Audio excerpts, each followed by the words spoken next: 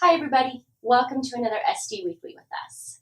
Thank you so much to everybody who is liking and sharing these videos on social media and everyone subscribing to the Shaping Destiny YouTube channel. For those of you who don't know me, my name is Stephanie and I'm the program coordinator at Shaping Destiny. We are an orphan care and leadership development organization and we love connecting with our supporters, our donors, and the public to not only advocate for orphan care, but share about the importance of developing yourself and others as the leaders you are meant to be.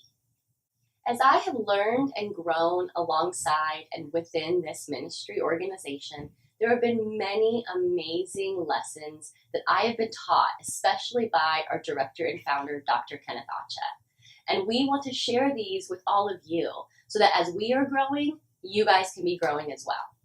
So in this SD Weekly, I want to share with you guys something that has so changed my work ethic and my mentality, especially within Shaping Destiny. And this is the principle of having an owner mentality versus an employee mentality. We are passionate about inspiring and empowering people, families, churches, leaders, orphan care workers, and children to shape their destinies.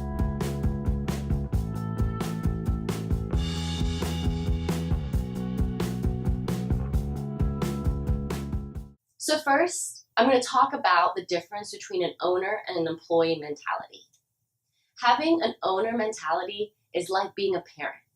You can't just decide you want to go out and leave your kids at home alone or not organize some sort of caregiver like a babysitter to come and take care of them. You are the owner of your business, your organization, or your ministry, just like you own the responsibility over your children and your family. Having an owner mentality means that you adopt the vision, the goals, the culture of your organization as your own. In contrast, an employee mentality, and we're talking about a good employee, not a bad employee, but a good employee mentality supports the visions, they believe in the goals, they have no plans to leave the organization or their job, they're committed and dedicated, but it doesn't become their own. They're not necessarily willing to put in the extra hours without the pay, or work on the weekends, or tell their friends and family, or embarrass themselves even just to forward their cause or their business. Sure, they'll be on time to work, but they clock out on time too. And they don't want to do any work without getting compensated because that's not fair. They're good employees still, but that's not the same as having an owner mentality. An owner mentality also adopts a deep sense of responsibility. Employees, for an example, may think, it's okay if I call out sick. If I don't come to that meeting, they'll move on without me.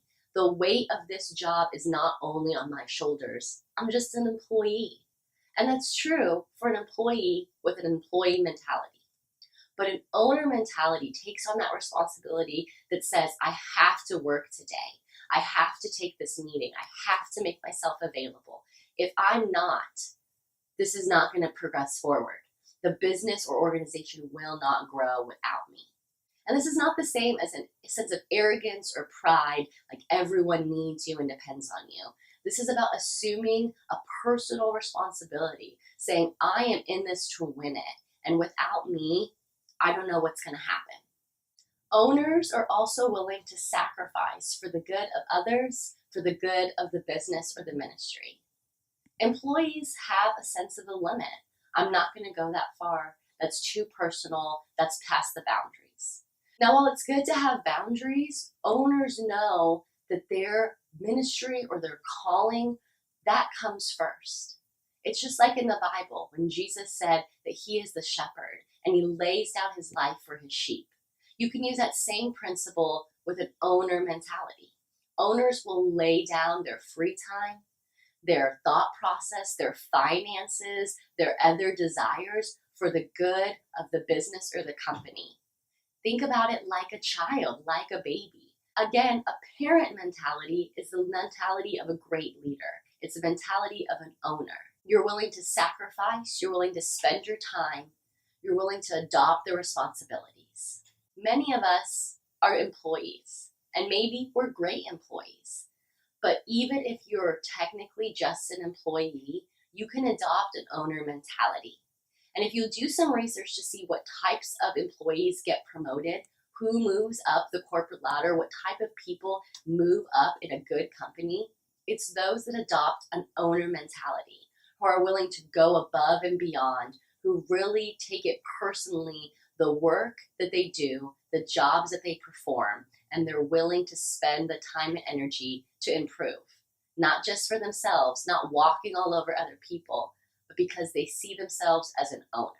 Now, personally, this has really made a huge impact on my life and my calling, the ministry work I do with Shaping Destiny. When I first came to Shaping Destiny, I had a super employee mentality. I was used to working a typical full-time job where you clocked in, you clocked out. You got paid to go to meetings, you got paid for training, you got compensated for gas. Everything was very transactional. And that was what I was used to. Our founder, Dr. Kenneth, started talking with me a lot about adopting an owner mentality. There was a time that I would complain or get upset. Why do I have to do this? I'm not getting paid for this. I'm not getting paid enough for this. But the more that I grew personally and the more that I saw the lives that were being changed through the work that Shaping Destiny does, through the partnerships we have with our child sponsors, with churches, with businesses, with individuals, I was starting to see that this is so much bigger than myself, that I could really make a difference in the world, but I had to change. I had to adopt an owner mentality. In the last year or so, after much encouraging from Dr. Kenneth, I hope and I like to think that I have adopted that owner mentality. I am willing to work late nights. I'm willing to come in on the weekends. I'm willing to put in these things that maybe are scary or are new for me, that challenge me. I'm willing to pay financially. I'm willing to do what I'm asking other people to do. I have adopted an owner mentality, and it's incredible to see how I am enjoying my work more, how I'm being more productive, how my supervisor is seeing the work and the effort that I'm putting in, how I'm being more genuine because I'm not forcing it. I'm not seeing it as I have to do this, at least I'm getting paid. I'm seeing this as something that is part of me. I am shaping destiny. I am making a difference. And I am connecting with real people like you all who are joining with me. This is real, tangible things. It's become part of my belonging and my culture and my own personal values. So I encourage you as you finish this video to consider yourself. Whether you're in the ministry realm, you're in the corporate America, you're a server, or you're working in retail, where you are, where you're planted, grow there. Adopt an owner mentality right where you are and be surprised to see how your passion and your zeal grows and how those around you, whether peers or supervisors, see a change in you. I guarantee you will not only enjoy the work that you do more, but you may start getting a promotion. If you're interested in finding out more about lessons just like this, I learned it from Dr. Kenneth Acha, and he has an incredible blog site. You can also learn more about our partner Bible school, Austin Bible Institute, or find out more about Shaping Destiny and the orphan care and leadership development work that we do. Thanks so much, guys. I can't wait to connect with you again soon. Have a great week. Bye.